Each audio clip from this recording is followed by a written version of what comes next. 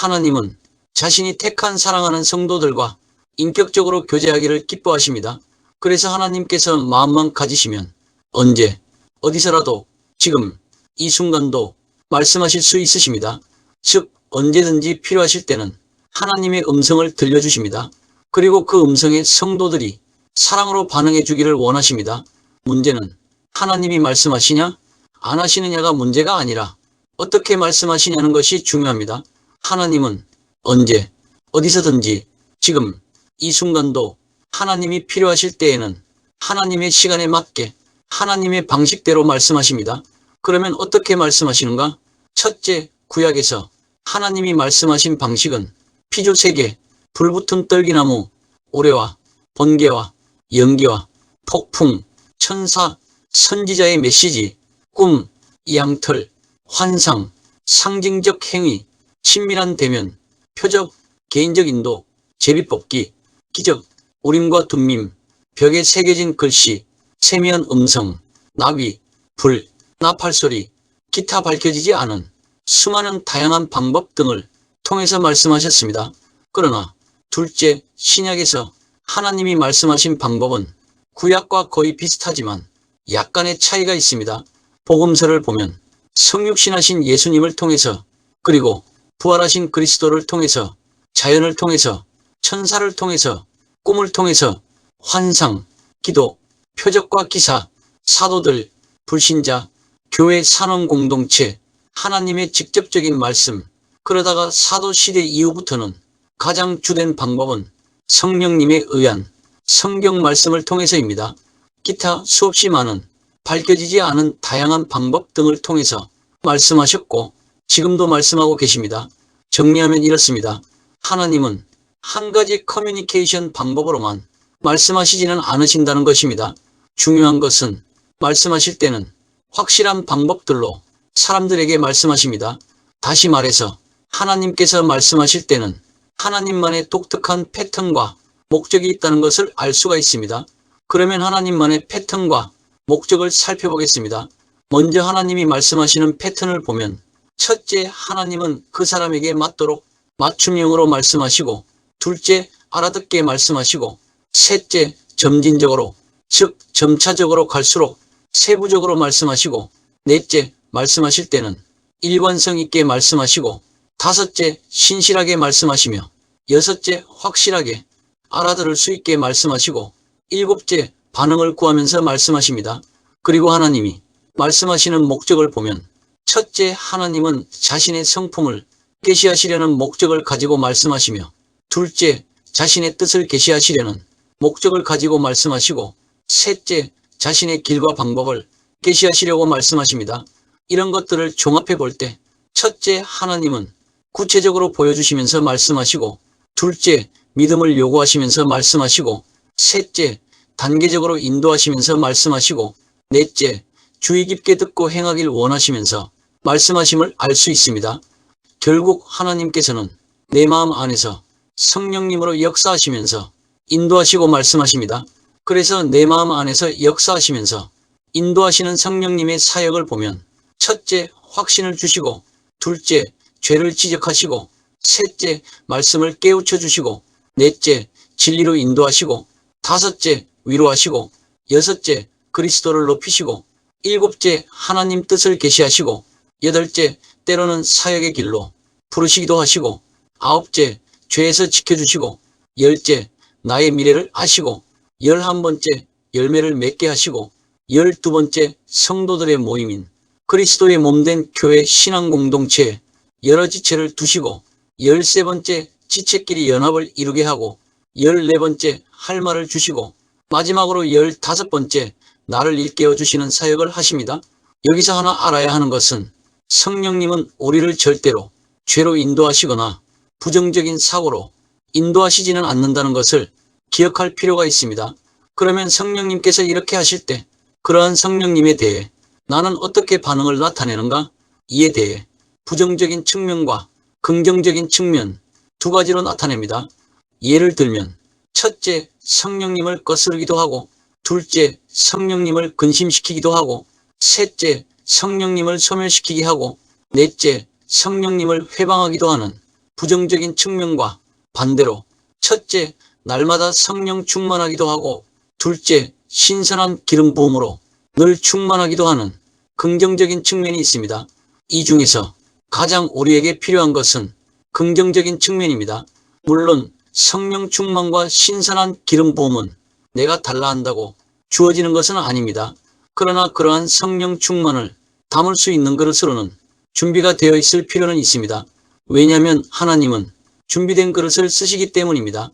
이것을 위해서는 하나님의 말씀인 성경을 꾸준히 읽고 공부하고 묵상해야 합니다. 그렇게 내가 하나님의 말씀인 성경을 꾸준히 읽고 공부하고 묵상해 나가다 보면 인격체이시고 진리 되시는 살아계신 하나님의 생명의 말씀이신 영이 어떻게 일하시는지를 깨달을 수가 있게 됩니다.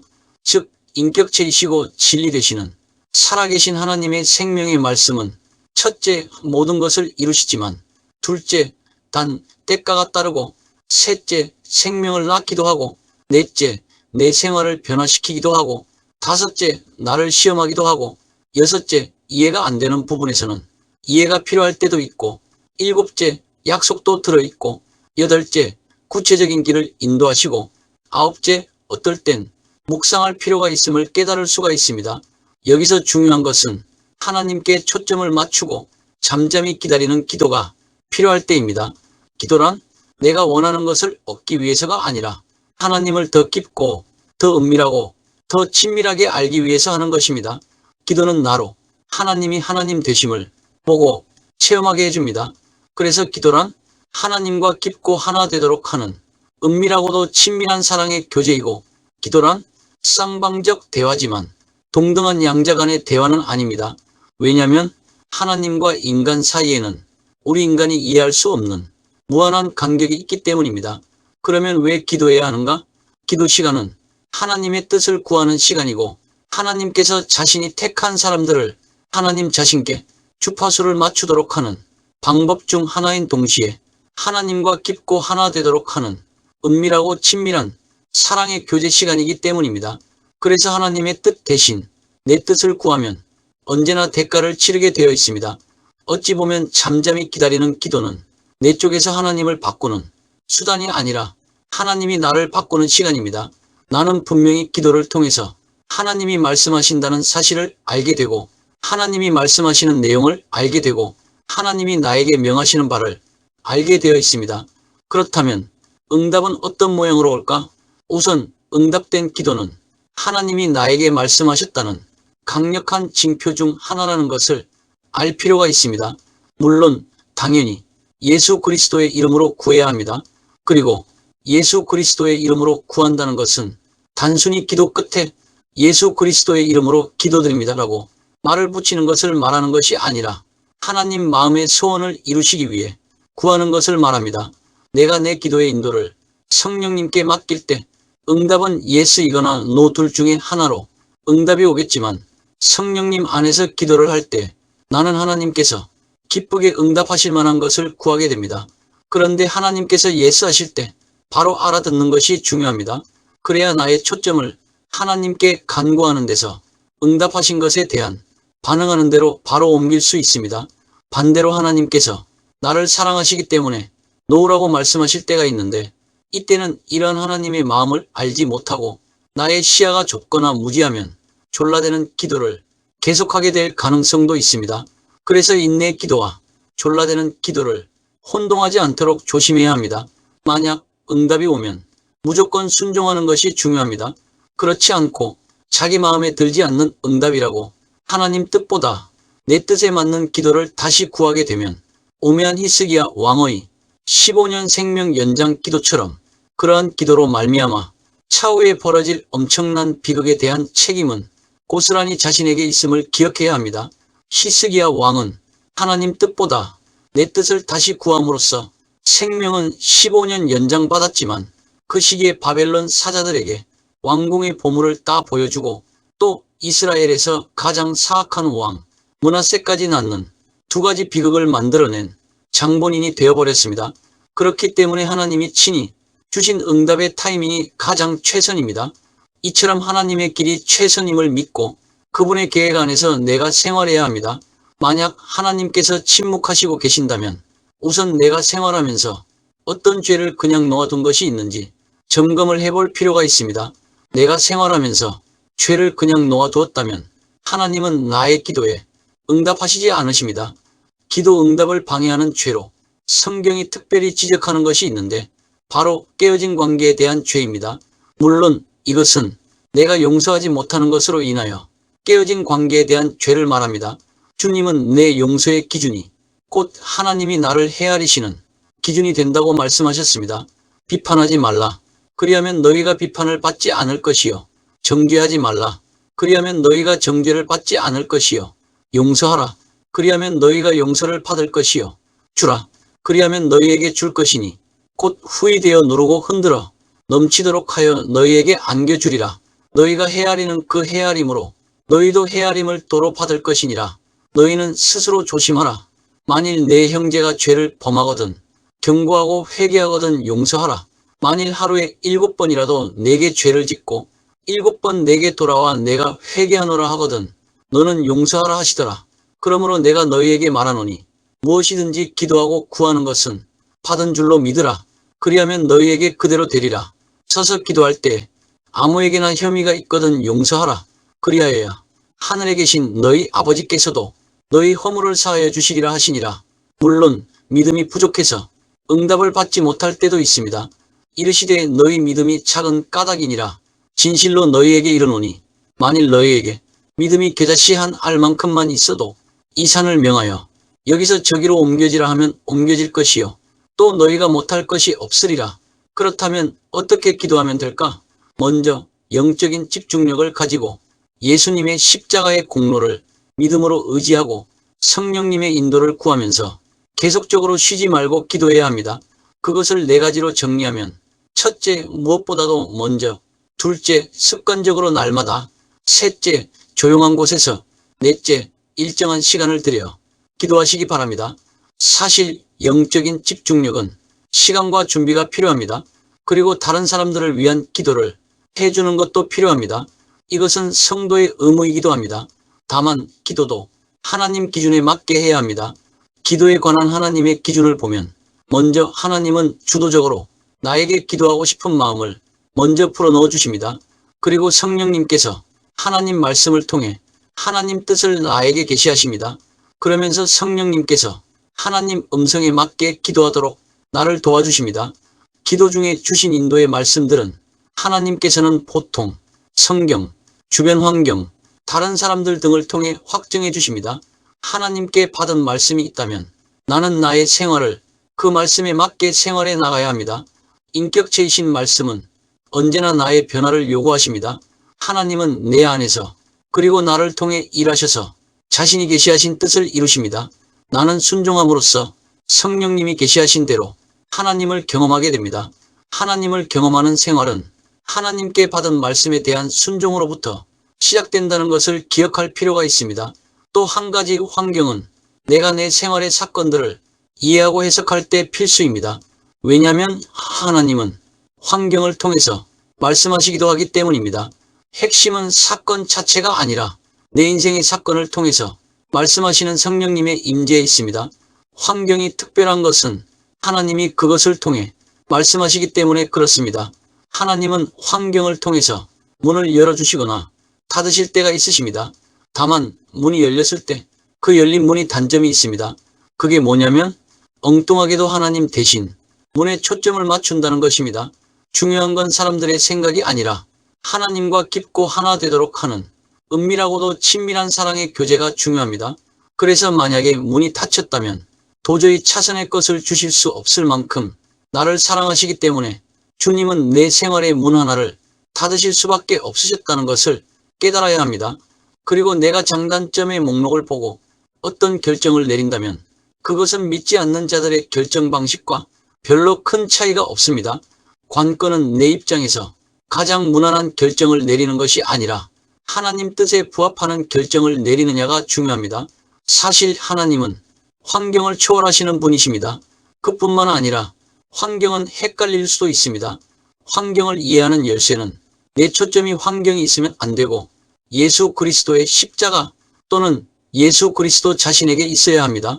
여기서 환경을 이해하는 방법을 잠시 보면, 첫째, 하나님이 십자가를 통해 보여주신 그분의 영원한 사랑을 늘 마음에 새기고, 둘째, 내 환경을 근거로 하나님을 이해하려 하지 말고 하나님께 나아가 내 상황을 그분 시각으로 보게 해달라고 기도해야 하고, 셋째, 성령님의 지시를 기다려야 합니다. 그러면 성령님께서 하나님 말씀을 통해서 내 상황을 이해하게 해주십니다. 하나님의 타이밍이 언제나 최선입니다. 내 생활은 하나님께, 그리고 내 환경 속에서 행하시는 그분의 일에 항상 맞게 생활해 나가고 있어야 합니다. 분명한 지시가 없다면 하나님이 마지막으로 주셨던 말씀을 따라 행하면서 기다려야 합니다. 단 여기서 말하는 기다림이란 아무것도 안 하는 것이 아니라 하나님이 말씀하실 때까지 계속 뭔가를 하는 것, 즉 구하고 찾고 두드리는 것을 말합니다. 하나님은 어떨 때는 몸된 교회 신앙 공동체와 지체를 통해서도 말씀하시기도 하십니다. 즉 하나님은 믿는 이들을 통해 말씀하신다는 말입니다. 그래서 기독교 교회 신앙 공동체 내의 상호의존 관계는 성도들에게 피차 유익이 됩니다. 왜냐하면 서로 세워주고 서로 하나님께 순종하도록 감시자 역할을 하기 때문입니다. 또한 하나님은 교회 신앙 공동체를 통해 말씀하십니다.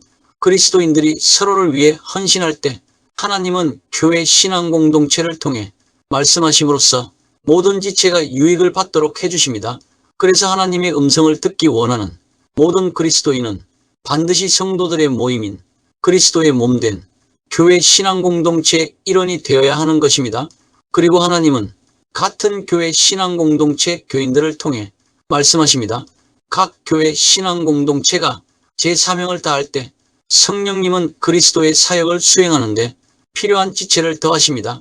그리스도께서는 성도들의 모임인 자신의 몸된 교회 신앙 공동체의 사명을 감당하는 데 내가 필요함을 아십니다. 하나님은 나를 통해 성도들의 모임인 교회 신앙 공동체에 자신의 의사를 전하실 뿐만 아니라 동료 교인들을 통해 나에게도 말씀하십니다. 그러므로 내가 성도들의 모임인 교회 신앙 공동체에 적극 가담할 때 다른 지체들은 내 생활 속에서 하나님의 활동을 보게 될 것입니다. 내가 어떤 특정 방향으로 나도 모르게 이끌릴 때 지체들의 도움으로 그것이 하나님의 인도인지 아닌지를 알 수가 있게 되기도 합니다. 자칫 하나님의 음성이 아닌데도 불구하고 그분이 말씀하셨다고 결론 짓는 위험한 경우가 있을 수가 있습니다. 이럴 때 교회 신앙 공동체 식구들이 그것을 지적해 줄 수 있을 만큼 지체들끼리 친밀하게 사랑으로 잘 연결되어 있고 서로 돌볼 정도라면 정말 참된 교회 신앙 공동체 모임이라 할 수 있습니다. 그러면 나는 성도들의 모임인 교회 신앙 공동체 안에서 경건한 사람들의 지혜가 내 앞에 있는 것을 깨달을 수 있을 것입니다. 그리고 사람마다 내 상황에 대해 독특한 시각을 더해줄 수 있기 때문에 결국 성도들의 모임인 교회 신앙 공동체를 통해서 하나님의 풍성한 지혜로 경험을 내가 할 수 있도록 해주십니다. 하나님께서 내가 섬기는 성도들의 모임인 교회 신앙 공동체 안에 마련해 두신 자원을 무시한다면 그것은 참으로 미련한 일이 아닐 수 없습니다. 하나님께서는 일부러 다른 성도들을 통해서 말씀하시곤 하시는데 그것은 그리스도인들이 서로 의지하는 법을 배우게 하기 위함입니다. 성도들의 모임인 교회 신앙 공동체는 머리 되시는 그리스도의 몸입니다. 하나님은 그리스도의 몸을 건강하게 만들기 위해 성도들의 모임인 교회 신앙 공동체 내의 공동의 유익을 높이시려고 말씀하시기도 하십니다. 그래서 그리스도께서는 성도들의 모임인 교회 신앙 공동체와 대화하실 때 교회를 이간하는 말씀이나 후욕, 비판, 교란, 미혹, 유혹하는 말씀이 아니라 궁극적으로 교회 신앙 공동체를 연합시키고 하나 되게 하는 진리의 말씀을 주시는 것입니다. 많은 관심과 구독과 좋아요, 알림 설정은 영상 제작에 큰 힘이 됩니다. 감사합니다.